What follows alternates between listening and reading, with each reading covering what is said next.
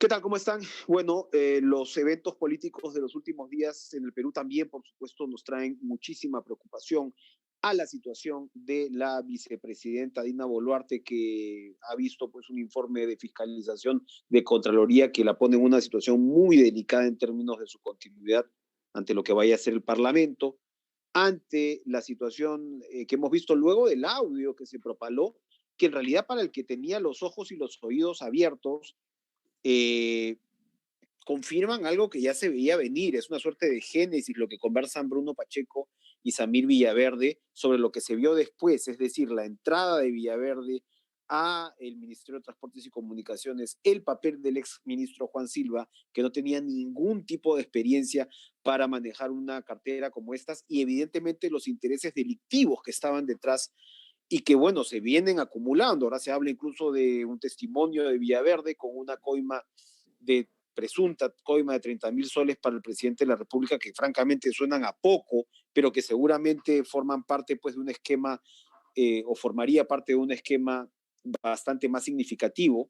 Y evidentemente esto se completa con la decisión del fiscal Pablo Sánchez, que venía ya trascendiendo desde los últimos días, el fiscal de la Nación, de abrirle investigación al presidente Pedro Castillo. Es la primera vez que un presidente en ejercicio es investigado por este tipo de cargos. Ya se sabe que un presidente como tal no puede ser sentenciado, ¿no? En ejercicio, pero sí puede ser investigado. ¿Y qué otro tipo de consecuencias podría traer esto? Evidentemente para la situación de gobernabilidad ya bastante maltrecha para el señor Castillo. Vamos a conversarlo con el penalista Carlos Caro, a quien le damos la bienvenida. ¿Cómo está usted, Carlos? Gracias por estar hoy con nosotros en Caretas.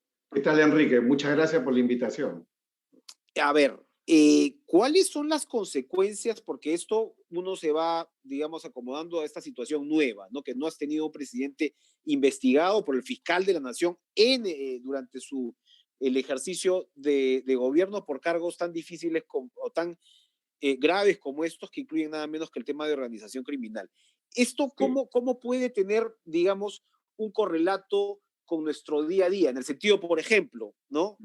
Algunos colegas suyos han estado hablando, ¿se podría pedir una prisión preventiva eventualmente contra el presidente? Estás hablando del presidente de la República, es decir, tienes mucha agencia, mucho poder, por ejemplo, ¿no?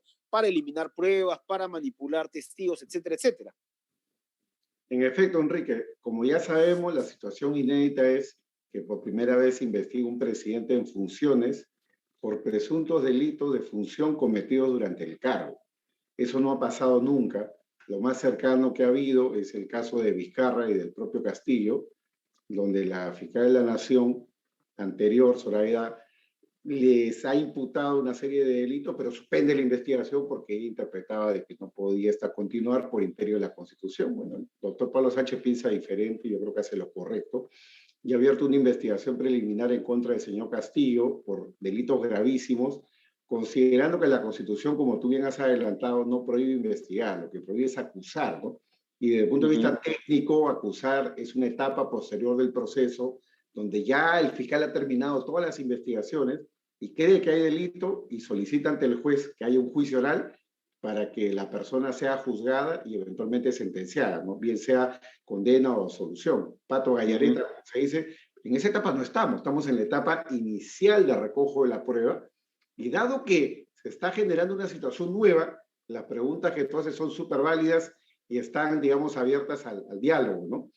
Concretamente, en el caso de la prisión preventiva, sí hay una limitación legal clara, porque eso solamente se puede dar en la etapa preparatoria, que es la etapa 2. Ahorita estamos en la Ok. etapa 1, que es la preliminar, pero de hecho, y yo soy de los que cree que en esta etapa no hay ningún impedimento conforme a la ley 27379, concordada con la ley 27399, que rige para casos de altos funcionarios públicos de la época de Montesinos, Fujimori, que permiten para los altos funcionarios dictarse algunas medidas, como por ejemplo el levantamiento de secreto bancario, tributario, de las comunicaciones, el allanamiento, incautación de bienes, congelamiento de cuentas, activos. Eso es algo que está servido y yo creo que es algo que forma parte de los poderes generales del Ministerio Público y que en este caso podría ejercer.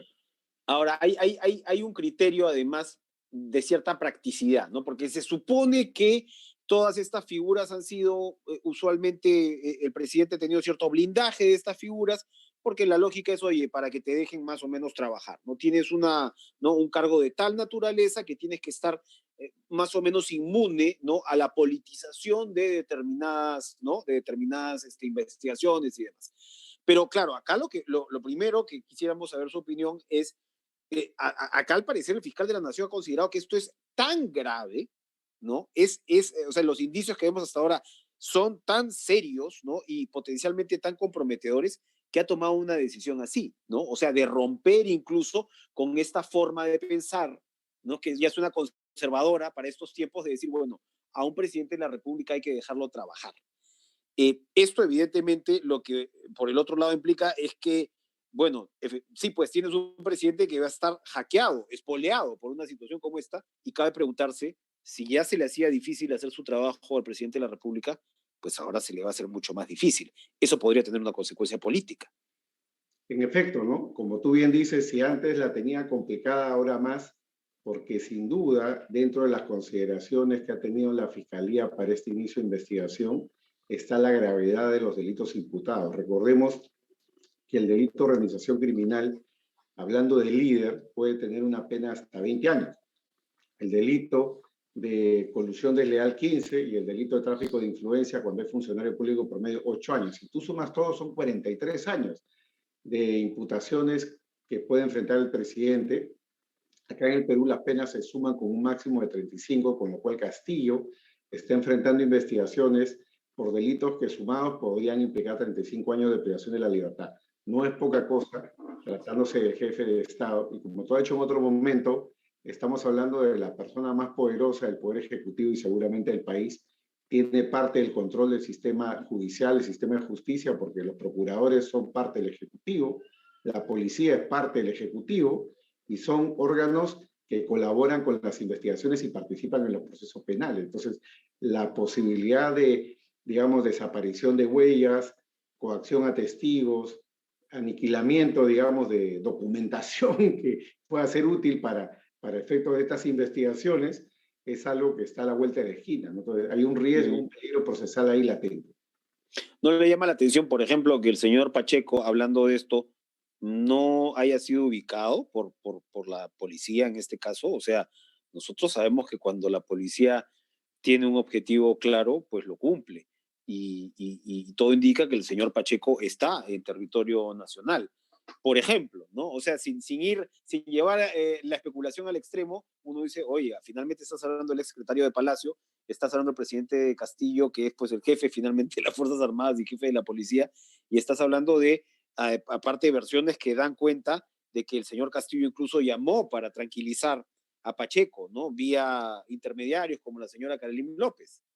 Sin duda alguna, ¿no? El hecho de que Pacheco no haya sido ubicado y detenido conforme a la orden judicial, al igual que familiares o personas cercanas al entorno del presidente, levantan toda la suspicacia del mundo, porque en definitiva la policía depende directamente del presidente, a través del ministro del Interior. Entonces, no hay, digamos, forma de garantizar imparcialidad por parte del Ejecutivo en una investigación que es contra el máximo jefe del Ejecutivo, es decir, el propio presidente de la República. La propia policía le debe temblar la mano, por decirlo de alguna forma simple, cada vez que hay una diligencia donde el involucrado puede ser el presidente. Todo el mundo está pensando en el mañana, en si lo van a remover del cargo, si los pueden castigar, y ejemplos ya han habido, ¿no? Ejemplos ya han habido en este gobierno de personas que no han aceptado las peticiones o las presiones de Pacheco del presidente y que han sido removidos sin mayor mención.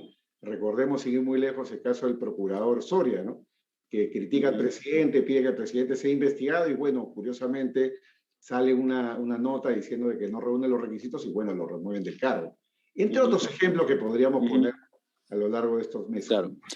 Ahora, acá hay un elenco cuyos papeles están cada vez más definidos, ¿no? Samir Villaverde, Bruno Pacheco, Juan Silva, para empezar, ¿no? Y probablemente podemos añadir a otras personas al reparto, la propia Carolina López, pero lo que el audio confirma es exactamente esto, pues, que se veía, es decir, Villaverde entrando aparentemente con la venia de los sobrinos del presidente, otro punto en contra del presidente, para presentarle estos empresarios que de alguna manera entren a este esquema, ¿no?, del club de la construcción chino, ¿no? Y entonces dar esa innovación, ¿no? Que empresarios nacionales se asocien, ¿no? Y como él lo dice en el audio, yo lo tengo todo armado, ¿no? A ver, Villaverde claramente se quiere convertir en colaborador eficaz. No sé qué tanto quiere él reconocer sus propios delitos, que son graves, ¿no? Pacheco no sabemos, pero Juan Silva es un personaje clave, ¿no? O sea, se ha pedido 36 meses de impedimento de salida del país para Juan Silva, pero uno se pregunta si eso, Carlos, es suficiente. Claro, de hecho, estamos hablando de alguien que ha pasado por uno de los ministerios más poderosos en términos, digamos, de capacidad de gasto, ¿no? Ministerio de Transportes y Comunicaciones, por los grandes proyectos de infraestructura que maneja, licita múltiples obras. Provías es una de las fuentes o de las sedes donde esto podría suscitarse, pero desde luego estamos hablando de un ministerio que tiene un gran presupuesto, ¿no? Entonces, en definitiva, los hechos que están imputados en ese nivel son graves y una regla como la del impedimento de salida, lamentablemente es la máxima que se puede dictar en esta etapa, porque Juan Silva está en la etapa preliminar, todavía no cabe una medida mucho más grave. ¿En su condición de exministro, además? En su condición de exministro, él está forado, tiene protección constitucional, por eso que la investigación que se le sigue está en torno al fiscal de la Nación. Y así el fiscal de la Nación considera que el caso contra Silva, los llamados niños y el propio presidente debe de prosperar, al final de la preliminar debe de presentar la acusación constitucional ante el Congreso, para que el Congreso autorice continuar con el proceso en la etapa preparatoria y eventualmente ahí sí ya la acusación, juicio y sentencia correspondiente, ¿no? Entonces, estamos todavía en la etapa preliminar y lo que se ha hecho ahí es dictar una medida que es la más grave en todo caso para esta etapa, que es el impedimento de salida. Muy bien. Ahora, hay de ahí digamos, otros cúmulos de sospechas sobre la propia responsabilidad presidencial, ¿no? Porque en el audio se dice que, y el propio Villaverde se sorprende, oye, están poniendo a este tipo, ¿no?, como ministro, ¿no?, de Transportes y Comunicaciones. Entonces se está poniendo un pata, dice él, recontra comercial, ¿no? Porque habla de que él llevó una maleta aparentemente con 1 millón de soles, todo indica pues para la campaña, y Pacheco dice, sí, ¿no? Castillo lo sabe, pero se hace, por decirlo de alguna manera, el tonto, ¿no? Para no usar la palabra que se usó en el audio. Pero el hecho es que el presidente pone a Silva. Como usted señala, lo mantiene a Silva. Mientras pasaban 50 ministros, Silva era inamovible. Lo cambia. Hemos tenido pues testimonios como el de Fabiola Caballero, ex viceministra de Transportes y Comunicaciones, prácticamente denunciando el grado de corrupción que se estaba viviendo. Lo cambia por el señor Bustamante en su momento, que era pues el secretario de Silva. Es decir, el presidente parecía estar muy pendiente de lo que estaba pasando con la gestión de Silva, ¿no? Esto no parece que se quedaba en las travesuras de sus sobrinos. ¿Eso compromete más al presidente en esta situación? Sin duda que sí, y ya empiezan a salir las voces que comprometen directamente al presidente, ¿no? Hasta hace pocos días lo que teníamos era un entorno presidencial cuestionado, con imputaciones de corrupción, pero lo que se ha revelado en las últimas horas de presuntos pagos al propio señor Silva, presuntos pagos al presidente, dichos todavía indirectos, no hay la persona que diga que le di la plata al presidente en la mano, eso todavía no lo hemos visto, pero bueno, vemos que cada vez la investigación avanza más y cada vez surgen nuevas informaciones que sin duda la Fiscalía tendrá que corroborar para ver si son verdades que puedan ser, digamos, anotadas para un eventual juicio, ¿no? Pero lo que quiero decir es que es tan grave la trama que estamos enfrentando que cada vez son más los hechos y lo que sorprende es que todo esto se haya hecho en tan poco tiempo. No estamos hablando de un gobierno de años o décadas, estamos hablando de un gobierno que apenas tiene 10 meses.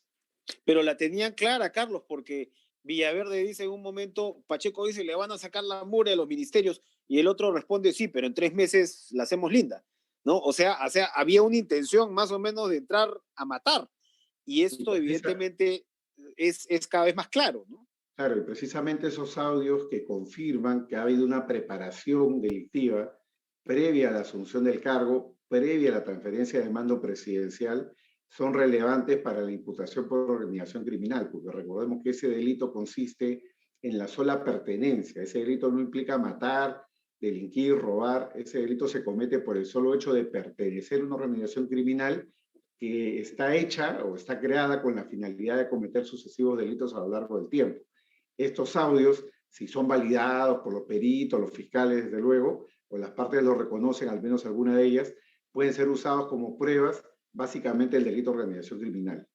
Efectivamente, porque lo que se ve es en ese momento es cómo se arma esa organización y luego la historia nos ha confirmado que efectivamente se da. Es decir, Villaverde intenta entrar al círculo de Silva para hacer negocios y la realidad nos muestra que sí, que lo logró y que lo logró aparentemente con el concurso nada menos que de los sobrinos del presidente. Y bueno, esto ya se amarra con el pedido de dinero de Silva, supuestamente para Castillo, etcétera. Para terminar, Carlos, esta es una, por supuesto, digamos, es un trámite penal, es una investigación penal, pero esto cómo se vincula con la situación política del presidente, es decir, con las posibilidades de vacancia, con la posibilidad, qué sé yo, si no de un juicio político o de una suspensión, etcétera, etcétera. ¿Cómo esto se traduce en ese desarrollo de sanción política que de todas maneras tiene sus propios términos, ¿no?